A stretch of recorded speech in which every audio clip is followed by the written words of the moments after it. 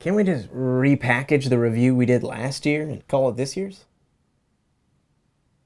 We're kidding. It's a joke. We are back with the NHL 20 review this time. Last year we reviewed it. We gave it an 8. Solid number. Solid number. We had some gripes with it. We have some gripes with it this year too. But that being said, we're going to tell you 7 things. 7 things you should know about NHL 20. As you know, I'm DZ. Corwin.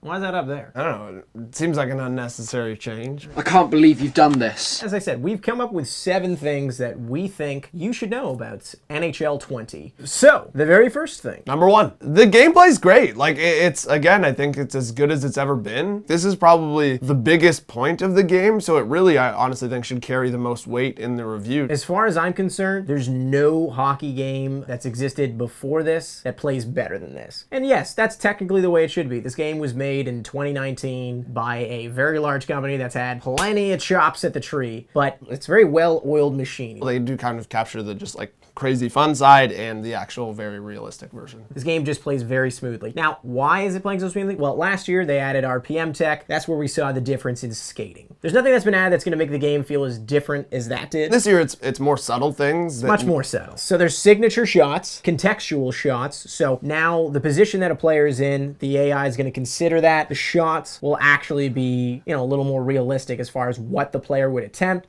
The transitions are smoother. So if someone passes you the puck and your player's momentum is taking them one way, you're going to at least see a player try to continue their momentum going in their correct direction. And it's very small stuff. Like, not going to lie, when I had to capture footage for this stuff, I had to look a little closer for it. But as you're playing, you definitely feel it. And it is smoother. And that's something that should happen every single year with a sports game. It should play smoother. It's like sound design in a movie, or coloring, yes, or things like that. You're not going to always think like, that's why I like this movie, no, but you'll just inherently enjoy playing it more. The whole spin move thing isn't going to be as prominent this year, clearly. Like, it doesn't seem to work as well. One-timers are very good again.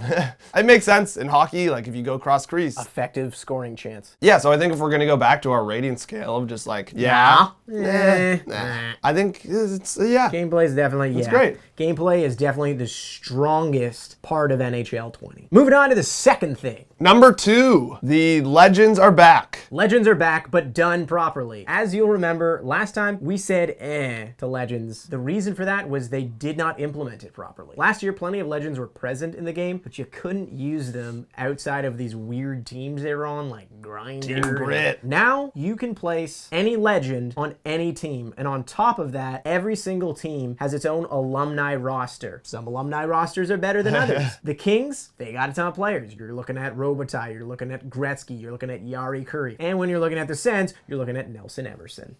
Not a great set of Legends for some teams. Either way, regardless of what team you have and what Legends you're using, you can put any Legend on any team. And, oh my God, finally, you can use them in franchise mode, which is huge. We're going to get more into franchise mode, which is not so good. There was also a comment on this last year about why should you be able to use them in franchise mode? You can use them in franchise mode in tons of games. Why not? You can do that in 2K, and 2K is arguably the pinnacle of sports games for some people. If you want to choose to just have fun, then have fun. Oh yeah. Wayne Gretzky can help lift the Arizona Coyotes into relevancy because he couldn't do it behind the bench. Personally, I did that in my franchise mode. It was just another way to play the game that was fun. And it is in HUT too. Obviously, they've kind of called them icon cards this year instead of Legends. So all in all, I think the Legends has gone all the way from being a nah, because we said they were wasting resources on doing it, to me, yeah. It's a yeah. They finally made Luca's Avs team not just playable, but incredibly fun to use. Yeah. Presenting changes to the presentation. Yeah. New broadcast team. Hi, everybody. Welcome to Las Vegas, Nevada. Pass right on the doorstep. Scores! It's still good. I'm going to miss Doc Emmerich a little bit. Like, I don't know. He's just got that kind of iconic voice. But he did good save. Take the wood, knock it away. He did good save made. So they went from NBC Sports to just a singular guy in the booth now, with Ray Ferraro still on the bench. Man, he read that like a children's book. Nowhere to go once the deke was made. I enjoyed this year's enough. And new replays. Like, Yeah. I think we both enjoyed that. They look way better. Yeah. The replay system was a problem in the past, I think. Because they would just show things, and sometimes the angle's just so off, you're like, oh, that was just dumb. Now you got sick 360 angle of that. Ooh. Ooh. And yes, they have a new graphics package. Everything in game looks a little different, including the change of the scoreboard to the bottom of the screen. I got used to that in like maybe a game, maybe even a period.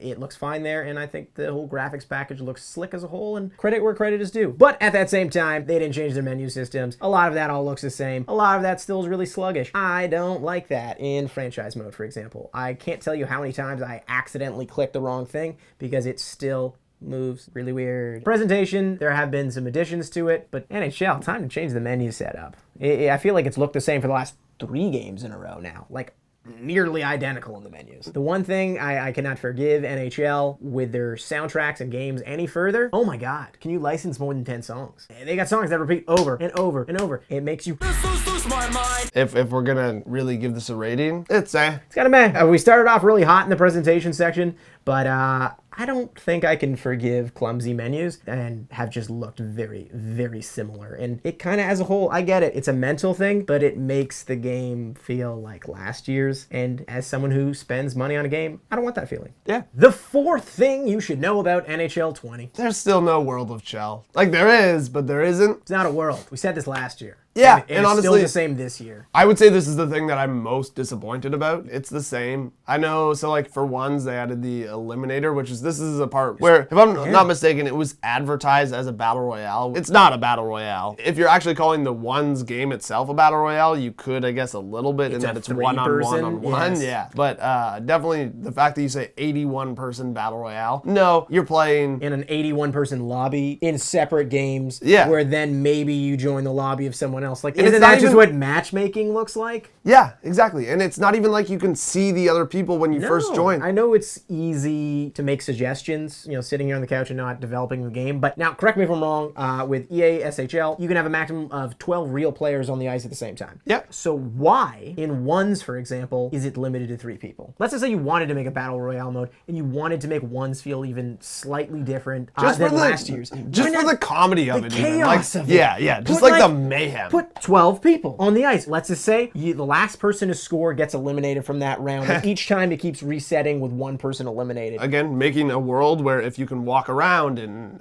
join in people's pickup games. Again, this is very much borrowed from 2K, like of the My Park and neighborhood and stuff. And it's just like, if you can walk around and actually like be your character in some way, I think that gives you more of a connection to them. Even from the menus, it is almost identical to last year's. And I don't know how you could play that last year and just been like, you know, they just added more snoods. I'm in. You can care about gear, but I'm just saying that is not the selling point of an entire mode. Like Pro-Am is still the same. Cool, like I'm glad that you guys have like alliterative puns. Why not make like bosses or like special players, or it's like, whoa, this is the dude who runs the barn. It's gonna get a net, and I think it's mainly due to a frustration of a lack of new things. We'll go on to our 5th thing you should know about NHL 20. That's franchise mode. There have been less changes to offline franchise and GM modes in just about every sports game, because these games, they're a business. They're meant to make money. And you know what makes more money than anything? It's the online modes with microtransactions, and that's perfectly fine. Sorry guys, it's my fault. I play too much HUT. You gotta keep the lights on, I get that. But when I saw a video that was almost 20 minutes in length on all of the changes in franchise mode for NHL 20, I got really excited. Unless you're like a real hardcore player, it's very unlikely that you're going to use them. Some of the changes I just found frustrating, like player dialogue, for example.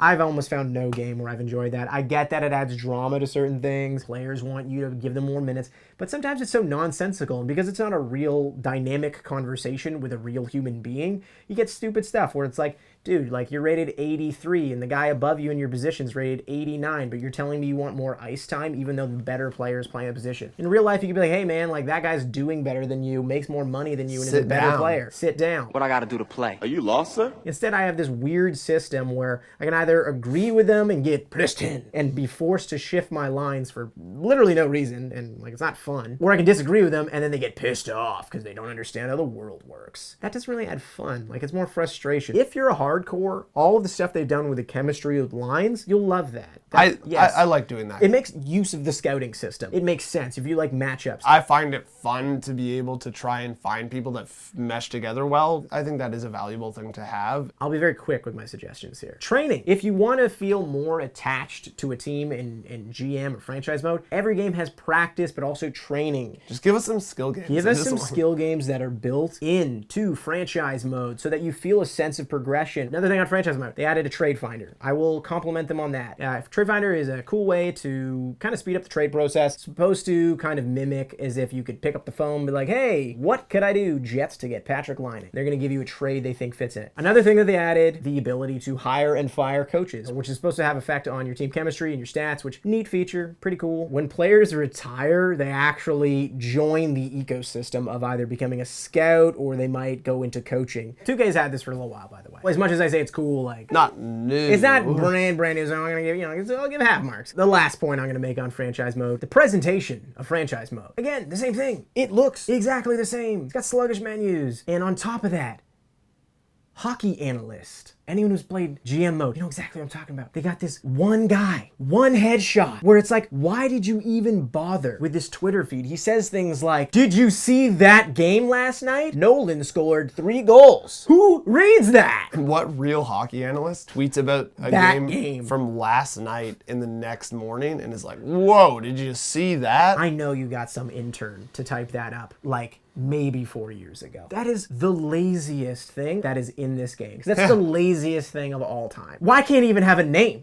You had the same picture, so we know it's the same guy. So, as you can tell, franchise mode, like, cool. I'm glad that they added certain elements that if you're super hardcore, there's gonna be some stuff for you to kind of sink your teeth into. But my God, of all the modes that really need like a fresh shakeup, aside from the world that isn't a world in World of Chell, it's franchise mode. For me, doesn't cut it. And I feel like I've said this 2 years in a row now that I'm giving it a thumbs down. This brings us on to the 6th thing we think you should know about NHL 20. We're finally to Hut. We'll always have some things where, because we've also played FIFA quite a bit, in comparison, you're like, oh, like they could have done it better like this. Obviously, we understand it's at a different level and they're never really going to be Different the budgets. same. Yeah, exactly. But at the same time, simple things like pack opening animations, I actually do like it a lot. Other than the fact that I don't think it hypes up like the big cards enough. In FIFA, the first card in your pack is always your best card. And if it's a real good card, you get a Those walkout, bars drop the down. bars dropping. It's almost like a better thing for content creators because like so for It's exciting to watch. yeah, I think that could be improved. That's a pretty minor thing. Honestly, we like to make suggestions. Now, I think the main thing that they've really added to Hut is squad battles. It's great. I love squad battles, especially because, like, again, I think part of the frustration for people is sometimes I do really like to have a nice balance of, like, playing the computer and playing online people. And I think that's why squad battles really does offer a lot because you can really be rewarded for playing a lot offline. It means you don't have to buy packs as much either. Totally. On top of that, I think the other thing they've done is the sets, I think, look great this year. Like, I think in terms of, like, just being able to put in sets and make sets and, like, submit however many players to get some of those collectible cards and then submit for bigger sets and icons and things like that. I think they've done well with that. I do like the featured squads that they're doing with Austin Matthews. Like, he has his featured squad out there. And then I believe, there will be athletes, other people that have these featured squads, which I think that's cool. It's cool. It's like a one way to see what their, dream teams are. There are a couple minor things that is more like kind of the menu stuff that you were talking about earlier. Like, I hate that you can't search a player by name in the auction. FIFA definitely has that. 100%. That would be insane if you couldn't. When you add in the fact you also can't compare price when you're trying to put somebody up for auction, it just makes that whole process way longer because you have to like leave the card thing, then go back into an auction, then search someone, which searching someone is a pain. If you're looking for a very specific card, you just have to put in a lot of different filter options to make sure that you're getting the card that you want to find so you're not sifting through a bunch of nonsense to just find like what the best price to put your card is up for. If you opened a lot of packs and you want to sell these guys, like it takes so much time to sell them. Less time playing. Exactly. Overall, like if I could give like nuanced answers, it would be like kind of like almost yeah, but like still nah. Not anything too new, but it's still fun. All right, so we started pretty hot out of the gates with the positivity with 2 thumbs up. So this kind of gets us to our final verdict, which is our 7th point. Our 7th point is that changes need to happen to this series, because the gameplay is really, really good. If you can leave with just like one thing in this video of us, of any of the points we've made, it's that NHL's gameplay is fun. It is a very fun game to play when you are just playing the raw game itself. But the The thing that has been holding it back for me, as far as being like one of the top sports games, it's game modes. Something needs to change. I feel like year in, year out, there's that lack of an exciting mode for them to really be like, hey, have you skipped the last 2 or 3 games? Here's something to bring you right back in. What was it last year? Like ones? Like I would not have been enough to hold someone's attention. And what is it this year? I honestly couldn't tell you what the one thing that I would recommend other than the gameplay in this year, where if someone had said, hey, I haven't played this game for 3 years, would you recommend me buying it? Other than gameplay, I don't know what I would say. A not big hockey fan is not gonna go out, see a gameplay trailer for NHL 20 and go, Austin Matthews shoots like he does in real life? And that's not to say that those additions aren't cool. It just feels like there hasn't been enough changes that have meant something truly significant to the end product and really brought in new fans. I just don't realistically see how this series continues to grow at all if it just continues to just slightly modify the modes that it has. What was the big investment this year? Like, what's the big thing that they're trying to really push? I just feel like it's missing that kind of killer mode. It's not World of Chell, at least in its current iteration. Definitely not the franchise mode, because it's just hasn't improved and feels the same, and GM Connected's still not around. It's probably not HUT. Yeah. Realistically, we all know what HUT is. It's fun, but it is kind of a money grab. It's not Be a Pro mode, because that's remained the same and has no form for a long time. For a long time. And has no form of story mode to speak of. So that was our final point, is that changes do kind of need to happen. We say that from the perspective of fans. It might feel like we just didn't like the game. That totally comes from a point of like, we want the game to be great. We want this game to be great. So we gave it an 8 last year. Yeah. We gave it an 8, 7.5. Like I don't think it got like, 7.5. It didn't get like significantly worse. It said the game still plays well, and if you're looking just to play an NHL game, you probably already bought this game. If you're a hardcore NHL fan, you probably already bought this game. It's fun. It's fun. But if you are a casual fan looking to see if you're back in on the NHL game, I'm sorry, but I couldn't really recommend it. Last year, there were enough changes that I would have been like, yeah, buy NHL 19 from NHL 18. I think there was a significant enough difference. It felt like a different game. Yeah. Whereas, again, and I know this is a joke, and we're not really trying to say this, that it's the same game, because it's not. It's not. But I don't know if there's enough differences that I would go out and be like, you need this one. It's the best playing hockey game out on the market, but it's not that different from last year's best playing hockey game on the market. Screw you, hockey analysts!